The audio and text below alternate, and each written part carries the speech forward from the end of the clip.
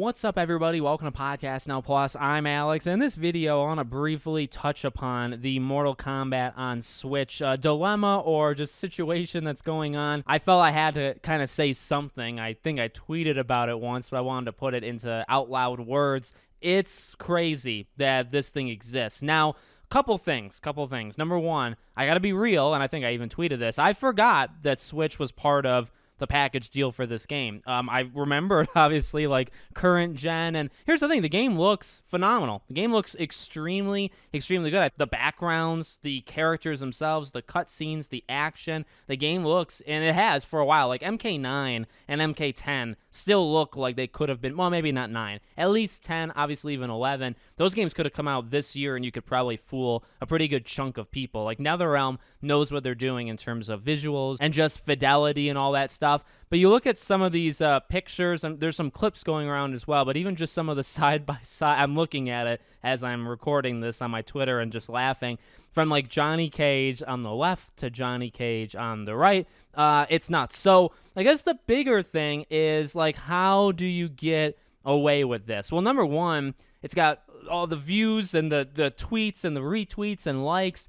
It's blowing up. So I wonder if this does come back in some way. Now, I don't really know what you can do about it, but maybe there is something. I honestly have no idea. But it is becoming like a big deal. People are kind of noticing. And, you know, like I said earlier, I didn't even know it was coming out on the Switch. I kind of forgot, because you think about how good the game looks, and then you think, well, it probably is not going to be able to do that on the Switch. When you hear that the next Switch is about as powerful as the PS4 or Xbox One, and then you remember how powerful the first Switch is, which is even less powerful, you think, wow, how is a game that looks as good as Mortal Kombat going to look on that thing? And I've said it before, like, I don't play third-party games. I wish nothing but the best for people that do play, and I hope that the games run well and look well, but I'm just not going on my Switch to play the Arkham games or Assassin's Creed or, like, I'm trying to, like, Red Dead Redemption. I get the, like, point of it, or I get, like, the pro.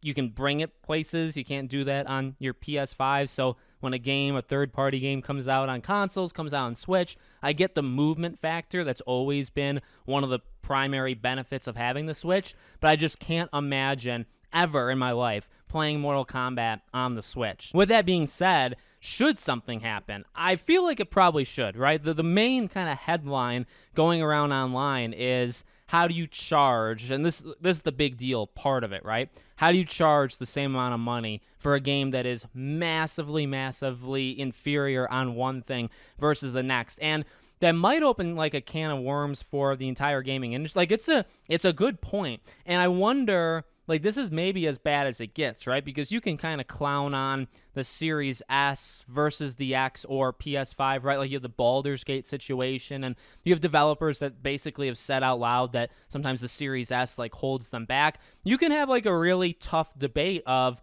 you know, does the Series S hold back developers from making games for Xbox Series X and PS5? And, well, what do you do if you have a weak console? 1 out of 3 are weak. Do you leave it behind? You're kind of hurting the production of all of them. Like, how do you actually maneuver around that stuff? Well, that kind of started, like, that's a discussion people have had for a couple of years now since the consoles came out.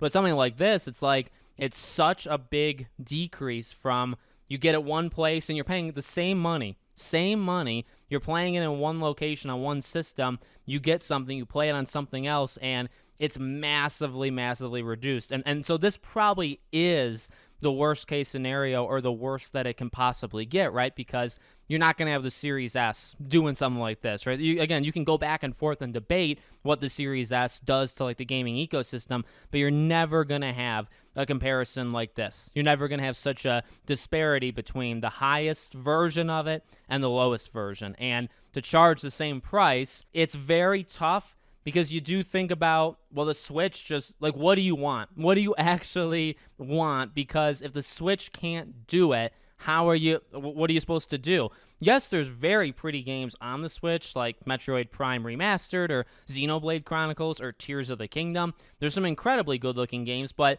you could argue maybe laziness, or maybe they weren't able to, like, put in the time to make the game look better. Like, maybe the game can literally look better on the Switch. I mean, some of the clips that are being shown around is abysmal, right? Like, it has to be better than that. But again, you also think about a lot of those are like cell-shaded games. You can make those games. They can still look good, even if they're on weaker consoles. Cell-shaded games just kind of live longer because of just the visual style they choose. Something like this, something like Mortal Kombat, it's kind of straightforward. These games are supposed to look a specific way, and they will eventually age badly. Like in 20, 30 years, you'll look, you know what I mean? Like things like that.